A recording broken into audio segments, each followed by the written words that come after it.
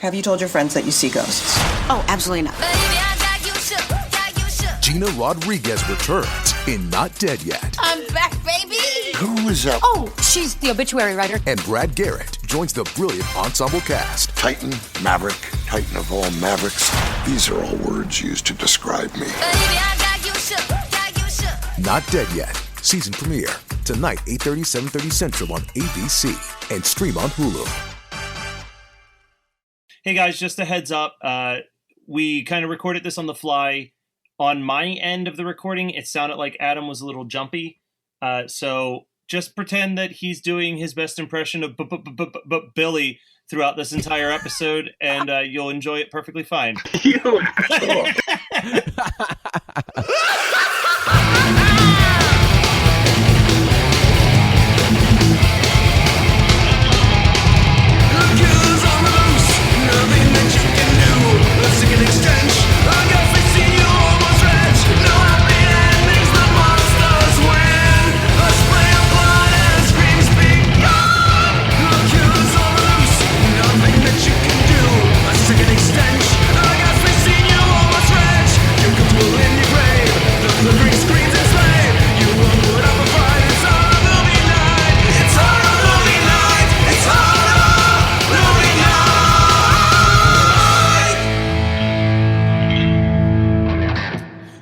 You might notice that you've gotten yet another episode in your feed already. We've never done this before, but we're giving it our best shot. We're going to do a in theaters now edition of Horror Movie Night. So the way that we're going to do this is that we're going to have a quick 20-minute spoiler-free conversation with all of our thoughts, and then we will give you multiple warnings, like multiple warnings, to stop listening if you haven't seen the movie yet. And then we're going to just spoil the shit out of it because I don't foresee there being a horror movie that's going to top this movie this year. It's the most anticipated horror movie of the year, and it's lived up to all of its hype, which is fucking unheard of in this genre. So we're talking about it.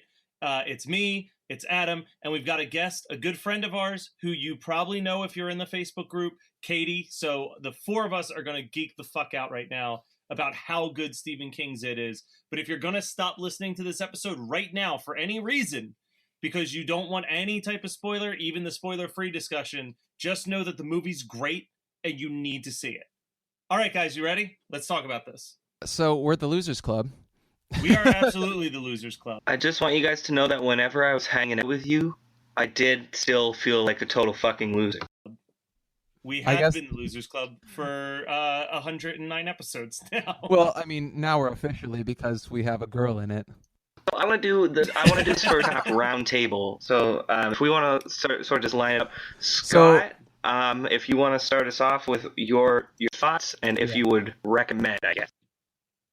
Okay, so absolutely would recommend to everyone. I already have on my Facebook, and so I'll try and keep this as short as possible, but it's going to be difficult because there's so much to unpack with this film. So before I give my thoughts on the film, I am a pretty big Stephen King fan, like the actual work, I've mentioned it before, but I'll say it here. I have read pretty much everything he wrote from the 70s up through the 90s. I pretty much kind of like by the end of high school was not really reading Stephen King anymore. Well, I really wasn't reading. I didn't have time for like 1,300-page novels anymore. So I kind of like petered off there right around like The Regulators and Desperation and stuff like that. So like 1998, 99, something like, I can't quite remember. But I read it when I was in junior high, and man, the book is great. As a huge, I feel like a pretty big Stephen King fan. It's definitely in my top 5. I would love to reread it, just due to the fact that it's been like 20 years since I've read it. And the problem being is that it's so long that of a book that it's hard for me to pick it as my number one, although it's arguably everyone's favorite. So that's kind of a big reason why this was such a hyped film. So about the film, I think it is a perfect horror movie. It is like I have no qualms with it. we watch a lot of garbage on this show, but I also talk about a lot of stuff that I like when we do our What Did We Watch. I have no criticisms about this film. I think that, first of all, the pacing is beautiful. Like, first of all, the movie works and looks beautiful, but the pacing is also beautiful because you get exposition without much actual exposition scenes where they're sitting down talking. I think the one scene after they went swimming in the quarry is pretty much the only true exposition scene, which is amazing because you get all the information you need without clunky dialogue. Although there's tons of dialogue and there's character development and things like that, but the movie just rules. Like, it's fast. It just as soon as you're getting over being scared, it's also incredibly scary. I'm 35 and this movie scared the shit out of me. So the pacing is great where it just lets you catch your breath for a second. And there might be a couple laughs. It's also very funny, but then it goes right to the next scare. And I feel like having 7 kids in the Losers Club is a lot of space to fill in a 2-hour movie to show each one of them being terrorized in a different way by Pennywise. So they did a great job with that. I don't really feel like any kid got left out as far as backstory goes. I feel like Bev gets a pretty big amount of screen time, but it's also because it's kind of integral to the story, and also she's like an outsider in The Outsiders. Also, I think that they did a great job kind of pointing out the human horror of the book, which they absolutely were terrible at in the miniseries, and we don't even need to talk too much about the miniseries, but as far as the book and the movie are concerned, I think that they did a great job of explaining those things without making it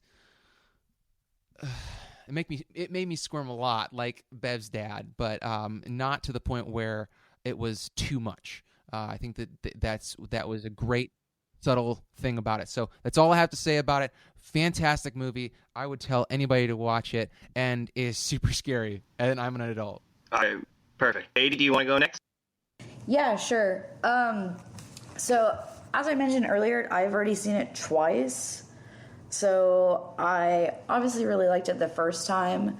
Going into it, I heard both bad and good reviews about it. So I kind of just went in wanting my own opinion about it. And I was honestly pretty blown away by it and very happy with the delivery of every scene. Full of like actual terror, not just jump scares and everything like that. So it's something I definitely even maybe had a nightmare last night about it. I really enjoyed it. I really liked all the acting too. It was really nice seeing the kid from Stranger Things being in it as well. I loved all of his jokes and everything. Just even like you were kind of saying, that just kind of like human terror kind of in it as well is definitely hit me kind of close. And I don't really normally get scared in movies at all, but I definitely was super terrified from this movie walking out of it last night at like midnight, and at like 1 o'clock noon or 1 o'clock today, I was still scared seeing it for a second time. So I definitely really enjoyed it, and I can't wait to get to the spoiler part of this so I can talk more about it. But yeah, I definitely really enjoyed it. I definitely do suggest other people going to see it because it was really, really, really good. And even just the children actors were just amazing, and I just really enjoyed seeing them and their characters come to play. And I think they all played their each characters perfectly, and I definitely couldn't have asked for more. All right, perfect. Matthew, you want to go?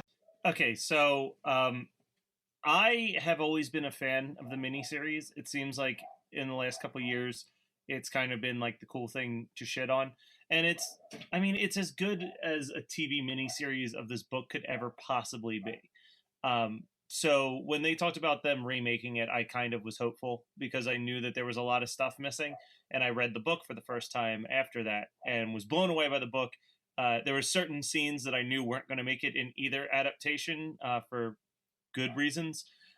But this movie, Scott really really talked about like how it's scary and it's funny, but it's also weirdly heartwarming.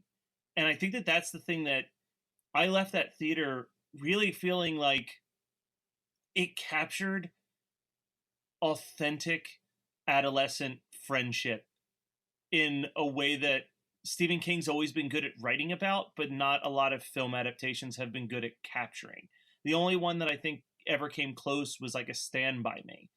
So I saw this with my brother because he's in town. So I saw this with B. Kelly, and there's just, he pointed out that like there were moments that he kept thinking of Monster Squad while watching this movie, specifically with the character of Eddie. He felt like Eddie, just the way that Eddie talked and would ramble and yell reminded him of the frantic screaming in movies like Monster Squad. And it's such a throwback to 80s cinema. It's just a good movie. I couldn't believe how much I enjoyed this movie. Like, everyone had raved about it, and I had the worst theatric experience I've ever had in my entire life watching this movie.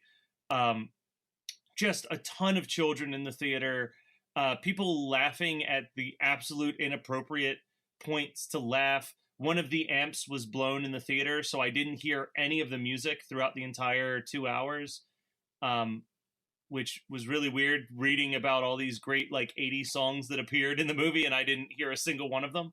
And that still didn't change the enjoyment of the movie. Like, the theatric experience, the movie was so good that the shitty theatric experience couldn't fuck it up for me, which is impressive.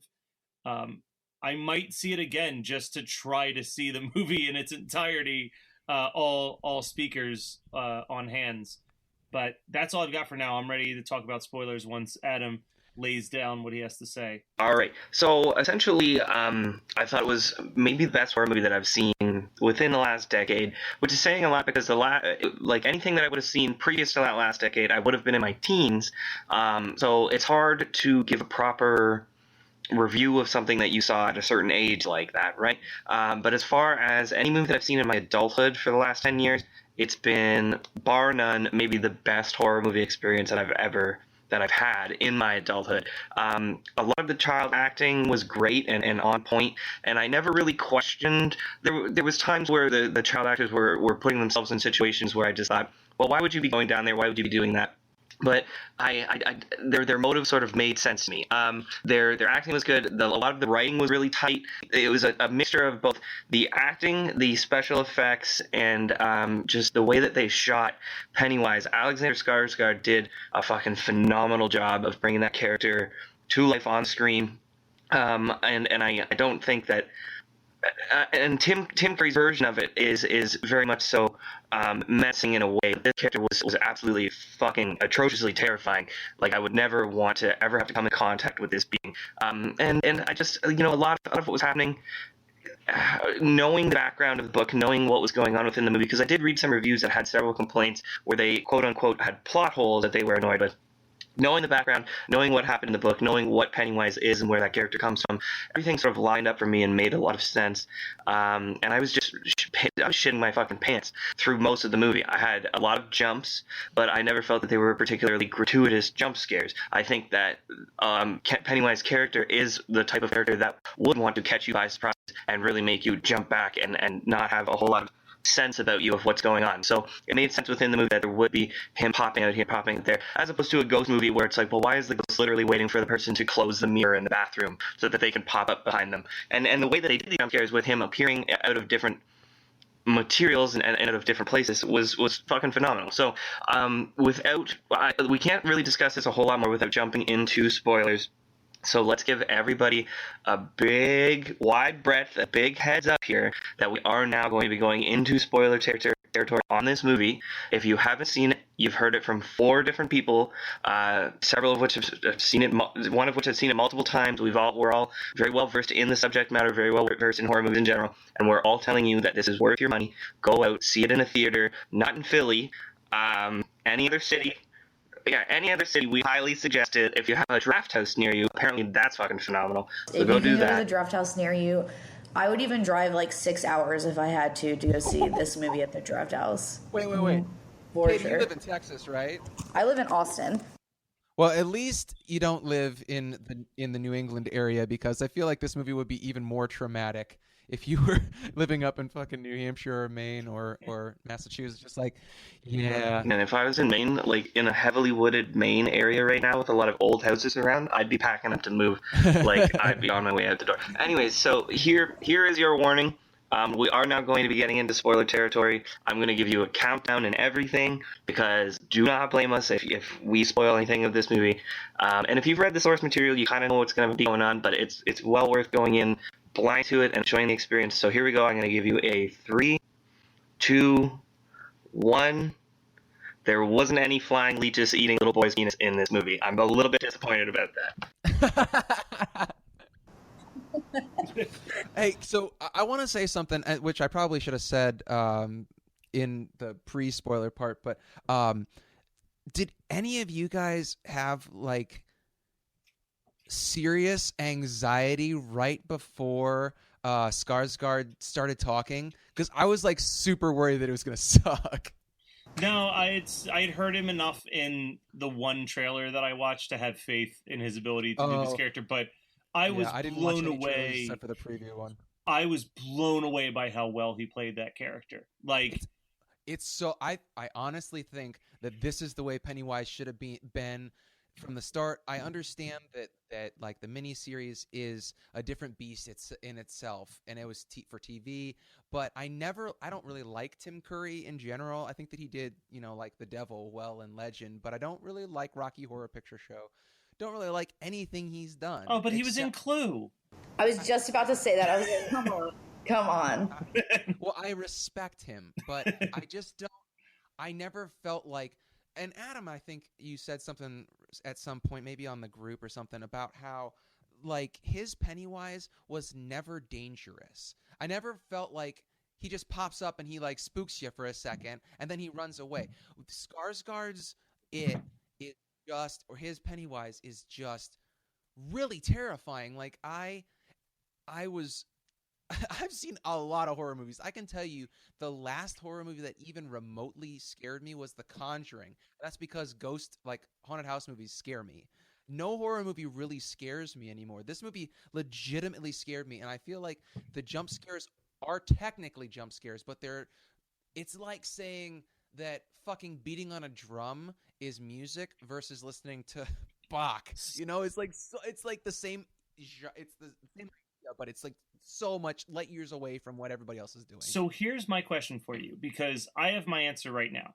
But the question I'm going to ask all of you, and I'll answer first real quick, is what was the moment where you guys literally thought like, holy shit, this is going places that I didn't think it would go? Because for me, it's right in the beginning when he rips Georgie's arm off. I never anticipated that we would see that. Can we say that the kid who plays Georgie is arguably the best actor in this film? He is phenomenal. It's tough to say because everyone kills it. When we get to the final scene where we're at like Pennywise's nest and Georgie is begging to come home with Bill, I never thought that you could get acting that high quality out of a child that young. Yeah, that kid has to be. He might be even him in the cellar though too. Like in the scene where he goes downstairs and breaks the poor Lego model, which we'll never be able to rebuild again. When he's down there and like his face turns all distorted and everything, that freaked me out so bad. And then where he's just in the water waiting, like that acting right there was amazing.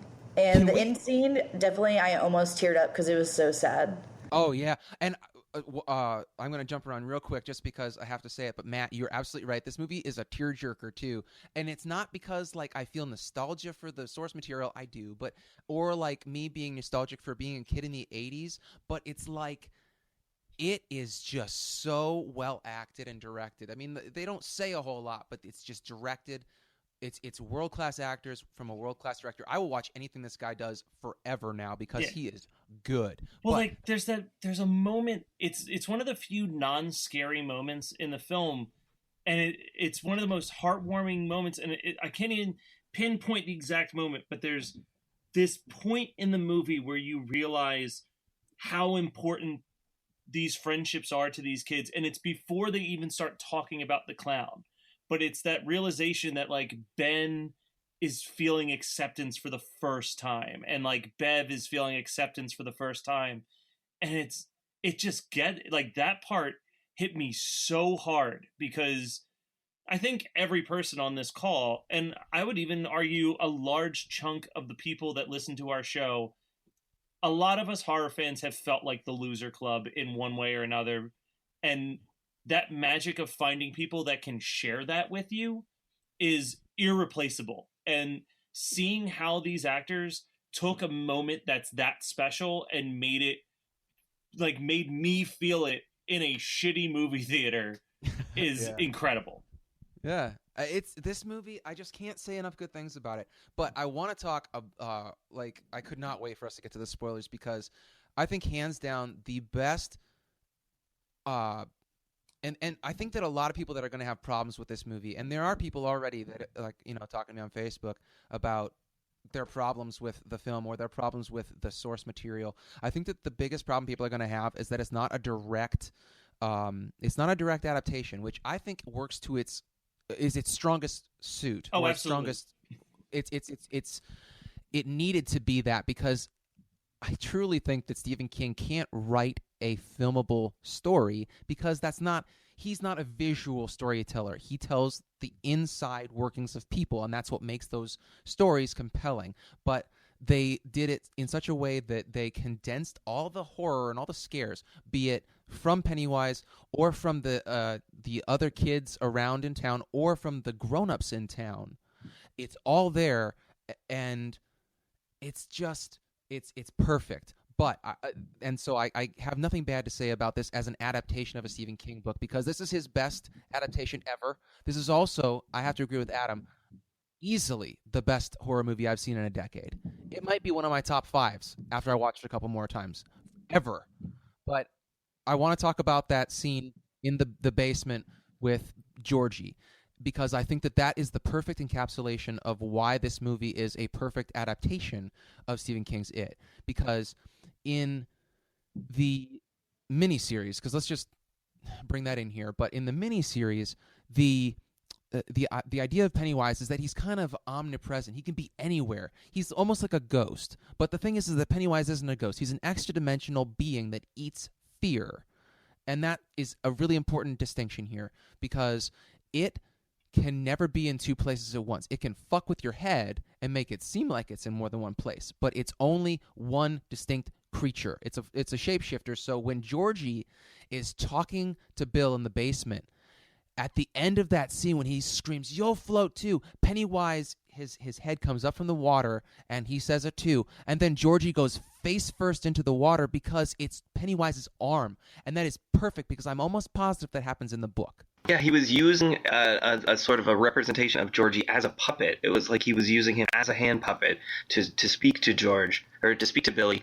And then once he came up out of the water, you could see in the background just a little bit that his hand was reached up, like controlling that vision. Yeah, and that's so much scarier. I loved it. The one thing I also liked about that scene is that you also see that he's not the perfect villain, where he goes to run to chase him up the stairs but then falls.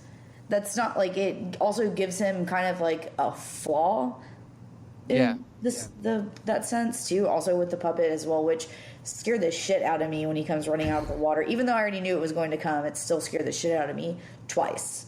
I would say the slideshow probably got the biggest scare out of me when Oh god, I actually jumped out of my seat. Yeah, when the lights went out and then there was just this gigantic monstrous clown barking at them, I lost my fucking mind.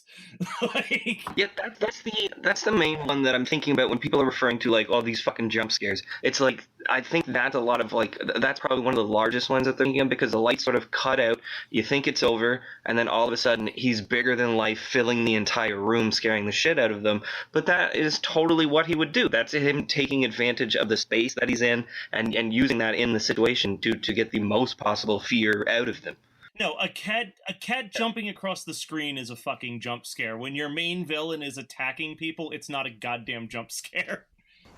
True, but I still agree though that I still argue that Pennywise wasn't actually there, because he wasn't close. I mean, they were in the garage. There's no way for him to get up from the basement, so he was actually just projecting that just to scare them. Damn, I didn't think about that. That definitely makes a lot of sense. I don't think that it's not that he couldn't get to them, but it's, first of all, it's daylight, and second of all, he's gone when they open the garage door, and he doesn't work that way. He's not a ghost. He's a finite-sized creature, and there was nowhere for him to go. So that really was just him messing with people, because I don't think he actually touched anybody. Like, he goes after Bev, but he didn't touch her. Yeah, same thing with the leper, too, but I mean, that's also at the house, but they... No, that could have been... oh, you're right. That leper was not Pennywise, because Pennywise was behind the house. Good catch. Dude, that leper was fantastic. That looked so Also- fucking gross and creepy. Yeah. And when is it Eddie the one that gets puked on at the end? And he's Yeah. like, I'm gonna fucking kill you. Yeah. Oh, it's so good.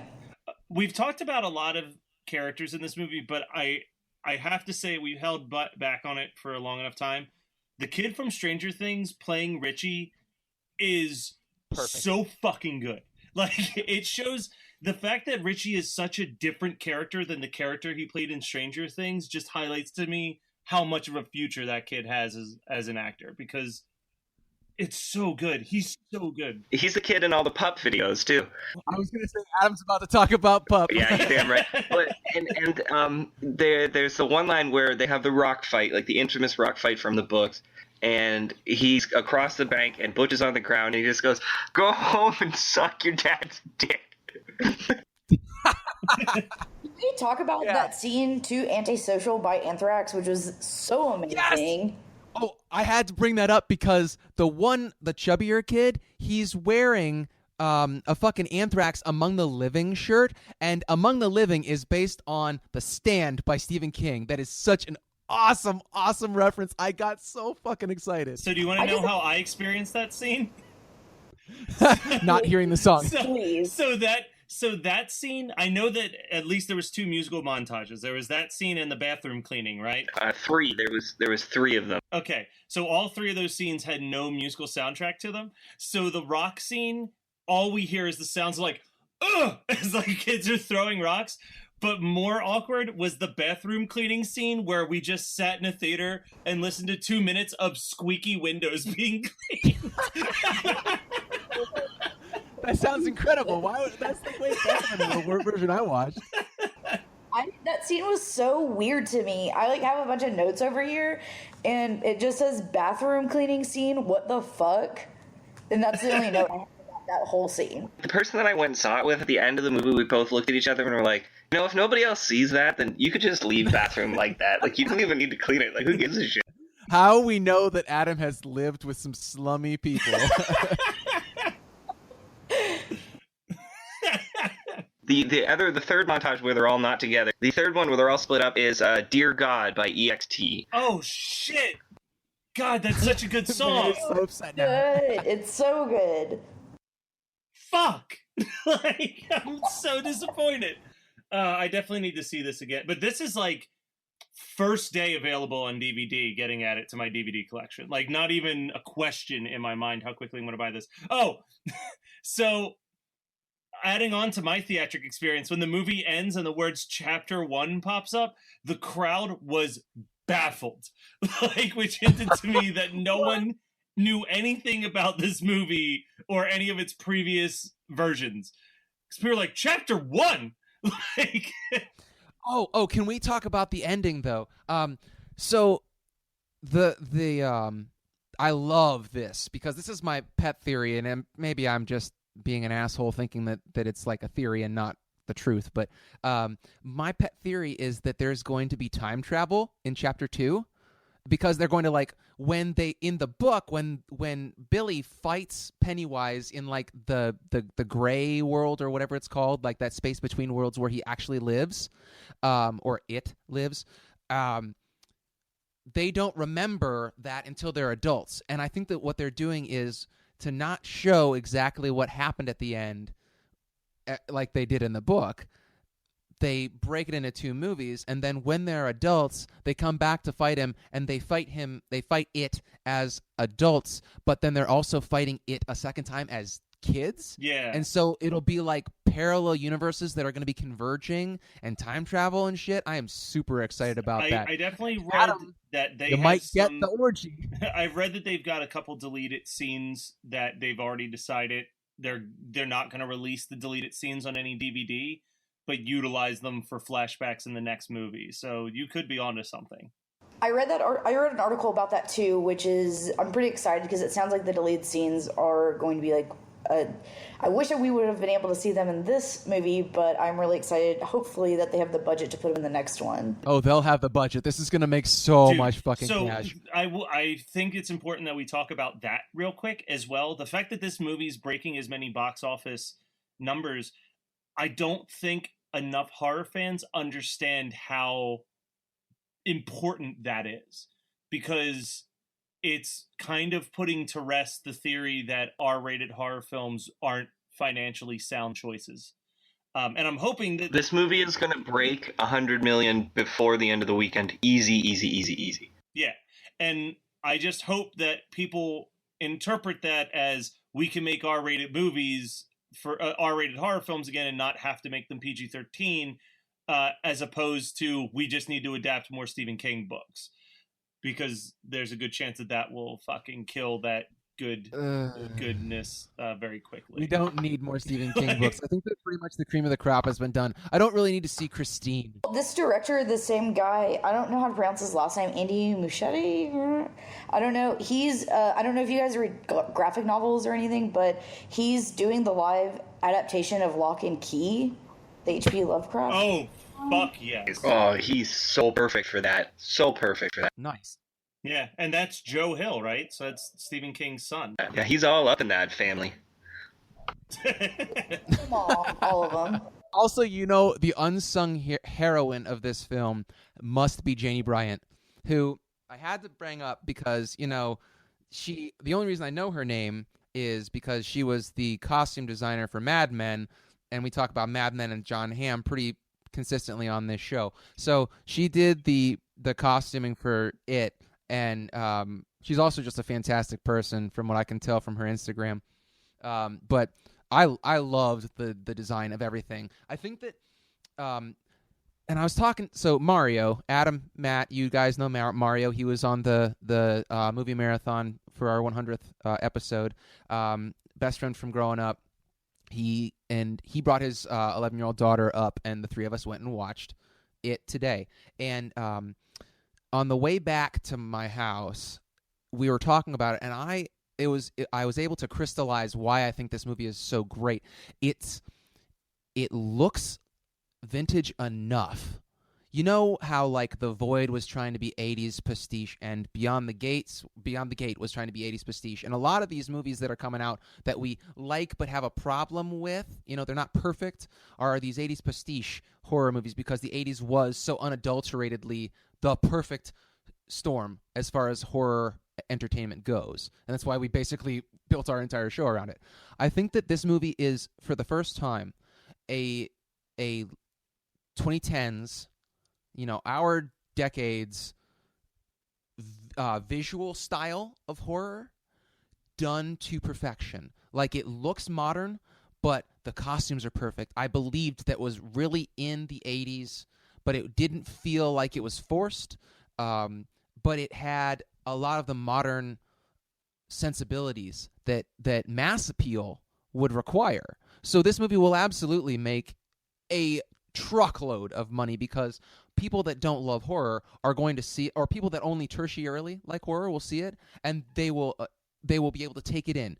It's not a niche style movie at all, but it also it's not a negative at all that it's a modern looking film, because they had a very competent costumer, they had a very competent cinematographer, and all their sound design is perfect. All of their their post work is great. I mean, even a little bit of the shaky stuff, or like Pennywise kind of being shaky a little bit, is very modern, but I feel like it was done very well in such that it didn't bother me, and it actually made sense that he would be fucking with your reality just to make you more fearful. I agree. I think there's not much else I have to say about this. I feel like we've said as much as we can. If you still haven't seen the movie and you listen this far and you still have no interest in seeing the movie, then you're a fucking idiot.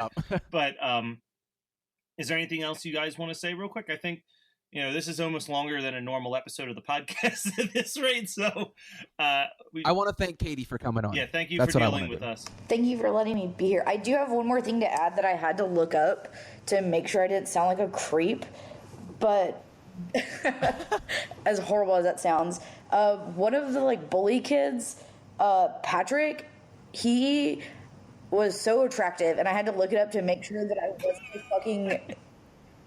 Is it the one who gets Yes. in the sewer? The one that looks like Nick Cage? Yes. Totally right. And Adam Driver. It's a mixture of both of them. And I had to look it up. He's 18, so I'm not a creep. But that is definitely a dude that I would date in high school with his Doc Martens, and it is just perfect. But I also kind of want to talk about the sheriff's son being a fucking complete psycho in the worst outfit I've ever seen in my life throughout the entire movie. Well, the thing about that is that in the miniseries, and I don't remember in the book because there's so many characters in the book, but in the miniseries, he, I believe, kills his dad and then gets institutionalized, but he's crazy enough that Pennywise can manipulate him, and he comes back, and he's like a dual-pronged threat to the adults. So anybody that's read the book can tell me I'm wrong, that that's not how it happens in the book, but that I was kind of surprised that he died. Well, he gets pinned with a lot of the murders in, I think, that's right, in the miniseries and possibly the book too. The last point that I have to make is the character arc of Beverly herself. In the beginning of the movie, anytime that her dad speaks, you can see that actress is very tense, immediately stops moving and doing whatever she's doing, and is very, very timid around him. And in the end of the movie, she's overcame that fear, and Pennywise attempts to still sort of goad her with what he's been using, is the vision of her father as a threat. And before he even gets a full sentence out to be like, "Are you still my little girl?" she just jams a rod right down his throat. And I was like, she has the best character arc of anybody in the movie, and I thought that actress is great. I thought everybody did really good. It's a high recommend from everybody here at Horror Movie Night and Katie. I don't know that there's much else to say. People that produce this movie, enjoy the hundreds of millions of dollars that you're about to reap. You deserve every cent. All right, guys, thank you for listening, and we'll be back in a couple days with an actual authentic episode.